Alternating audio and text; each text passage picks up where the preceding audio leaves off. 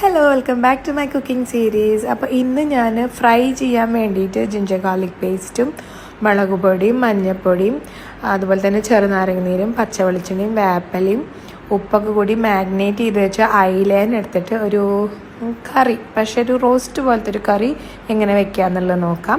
അപ്പോൾ അതിനായിട്ട് ഞാൻ ചട്ടി വെച്ചു. അതിലേക്ക് ഞാൻ കുറച്ച് സബോളയും കുഞ്ഞുള്ളിയും കൂടി പച്ചവെളിച്ചെണ്ണ ഒഴിച്ച് വാട്ടി അതിലേക്ക് തക്കാളിയും വേപ്പലയും പച്ചമുളകും എല്ലാം കൂടി ഒന്ന് നന്നായി സോട്ട് ചെയ്തു.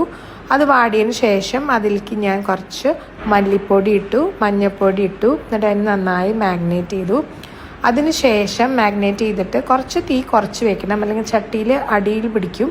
എന്നിട്ട് നമ്മുടെ ഈ ഓരോ അയില ഇങ്ങനെ ഓരോന്നിനായിട്ട് ഇങ്ങനെ പ്ലേസ് ചെയ്തു. 1 2 3 4 എന്ന ബേസിസിൽ ഇങ്ങനെ പ്ലേസ് ചെയ്തു. അതിനുശേഷം ഇതിനൊരു 5 മിനിറ്റ്സ് അല്ലെങ്കിൽ ഒരു 10 മിനിറ്റ്സ് ഒന്ന് ചെറുതായി മൂടി വെച്ചു. ചട്ടി ആയ കാരണം അടിയിൽ പിടിക്കാൻ ചാൻസ് ഉണ്ട്. അത് കാരണം ആവശ്യമുണ്ടെങ്കിൽ കുറച്ചും കൂടി പച്ച വെളിച്ചെണ്ണ ആഡ് ചെയ്ത് കൊടുക്കാം. അതുപോലെ തന്നെ കുറച്ച് ആ മസാലയുടെ ഗ്രേവിയും കൂടിയും അതിലേക്ക് ഒഴിച്ച് കൊടുക്കുന്നുണ്ട്. എന്നിട്ട് തീ സിമ്മിൽ ആക്കി വെക്കണം. എന്നിട്ടാണ് അടച്ച് വെക്കേണ്ടത്. 10 മിനിറ്റ് അടച്ചതിന് ശേഷം പിന്നെയും തുറന്നിട്ട് ഞാൻ മറച്ചിട്ട് കൊടുക്കുന്നുണ്ട്. മറിച്ചിട്ട് കൊടുത്തിട്ട് പിന്നെയും ഒരു 5 to 10 മിനിറ്റ്സ് അടച്ച് വെക്കുന്നുണ്ട്. എന്നിട്ടാണ് നമ്മൾ എന്ത് ആഡ് ചെയ്യുന്നത്, നമ്മളുടെ പുളിവെള്ളം, സാമ്പാർ പുളി കലക്കി വെച്ചിട്ടുണ്ട്. ആ പുളിവെള്ളം ഇതിലേക്ക് ആഡ് ചെയ്ത് കൊടുക്കുക.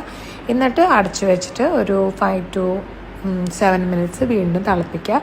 തിളച്ച് കഴിഞ്ഞ് കഴിഞ്ഞാൽ നമ്മുടെ ഈ ഫിഷ് കറിയെന്നോ ഫിഷ് മസാല പുളി ഇഞ്ചാറെന്നോ എന്ത് വേണമെങ്കിൽ പറയാം, നമുക്ക് റെഡി ആയിട്ടുണ്ട്. ഇത് ചപ്പാത്തിയുടെ കൂടിയും ചോറിൻ്റെ കൂടിയും എല്ലാം കഴിക്കാം. നല്ല ടേസ്റ്റി ആയിട്ടുള്ളൊരു ഡിഷാണ്.